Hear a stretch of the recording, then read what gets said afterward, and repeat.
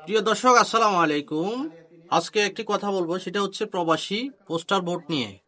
প্রবাসী ভোট কি জালিয়াতি করা যায়, সেই বিষয় নিয়ে প্রমাণ সহ ডকুমেন্ট সহ আজকে আপনাদের সামনে হাজির হয়েছি। আপনাদেরকে প্রবাসে যারা থাকেন তারা সরাসরি কিভাবে এই প্রবাসী ভোট দেওয়া যায় এবং কি জাল করা যায় কিনা সেই সম্পর্কে তিনি বিস্তারিত তুলে ধরছেন। আমার থেকে ভিডিওটি খুব ভালো লেগেছে বিধায় আমি এই ভিডিওটি আপনাদের সামনে পেশ করলাম।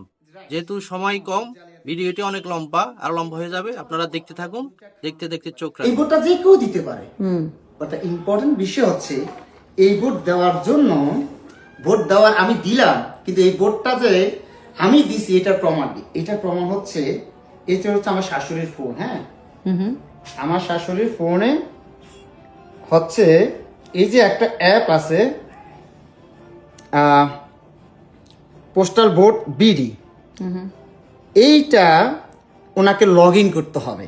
ওকে, এই লগ ইন করার পর ওনাকে ফেসিয়াল মানে একটা ফেস ডিটেক্ট করে ওনাকে মানে ফেস ডিটেক্ট করতে হবে, করে যে আগে যে উনি যে ফেসটা ডিটেক্ট করছে ওটার সাথে ম্যাচ করতেছে কিনা, ফিঙ্গারপ্রিন্টের মতো ম্যাচ করতে হবে। ওকে, ম্যাচ করার পর তার হচ্ছে তার মোবাইল দিয়ে হচ্ছে ব্যালট পেপারের মধ্যে একটা আছে, স্ক্যানার কোড আছে সম্ভবত, সেটাকে ম্যাচ করাতে হবে। দেন হচ্ছে এটা রিসিভ হবে। আমি প্রসেসগুলো পরে একটু পরে বলতেছি। আচ্ছা 3 আচ্ছা আম্মা, আপনি তো লগ ইন করছেন এখন। হ্যাঁ, এখন দেখেন এখানে কি দেখাচ্ছে, যে প্রথমে লিখছে অভিনন্দন, আপনার পোস্টাল ব্যালটের আবেদন অনুমোদিত হয়েছে। এটা হচ্ছে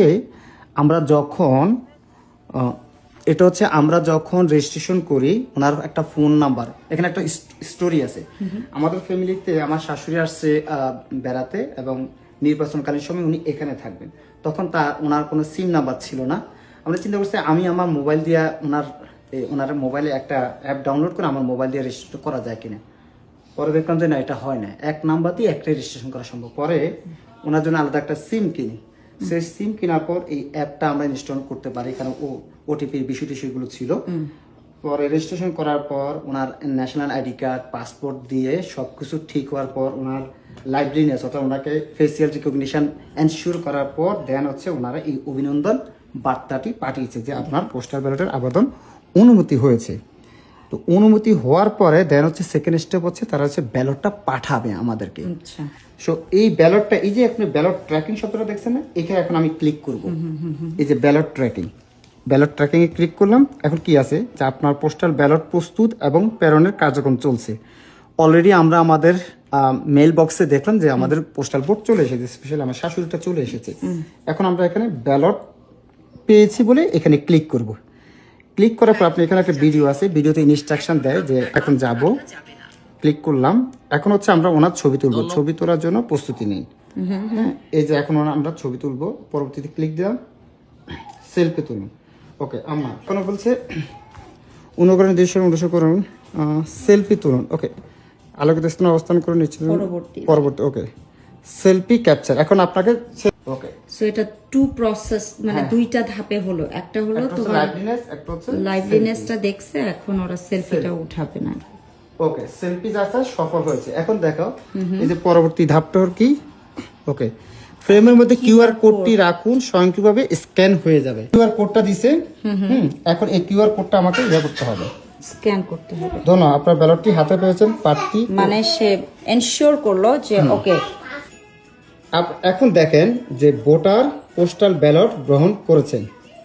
ভোট দেওয়ার পূর্বে তারিখটাও দেখাচ্ছে এখানে কবে। হ্যাঁ, এই যে 15 জানুয়ারি, আজকে 15 জানুয়ারি আমার এটা অ্যাকসেপ্ট হয়ে গেছে। তার মানে হচ্ছে ইসির যে ডেটাবেস, সেখানে আমাদের ইনফরমেশন চলে গেছে, আমরা এই 15 তারিখে ব্যালটটি গ্রহণ করেছি।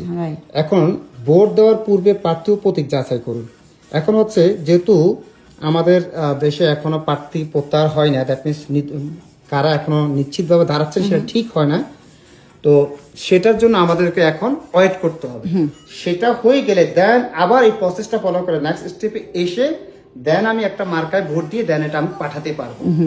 অর্থাৎ যে জিনিসটা বলতে চাচ্ছি, এটা যে প্রসেস, যে একটা ইউনিক ফোন নাম্বার লাগবে, আপনার এনআইডি লাগবে, পাসপোর্ট লাগবে, সেটার ভিত্তিতে আপনি রেজিস্ট্রেশন করছেন। রেজিস্ট্রেশনের পরে আপনার ব্যালট পেপার আসছে, আবার আপনি হচ্ছে ফেসিয়াল লাইভলিনেস চেক করে তারপরে সেলফি উঠায়া, তারপরে স্ক্যান করার পর আপনি নিশ্চিত করছেন যে আপনি ব্যালট পেপার পেয়েছেন, আপনি কিন্তু এখনো ভোট দিতে পারেন না। Right. There is another step.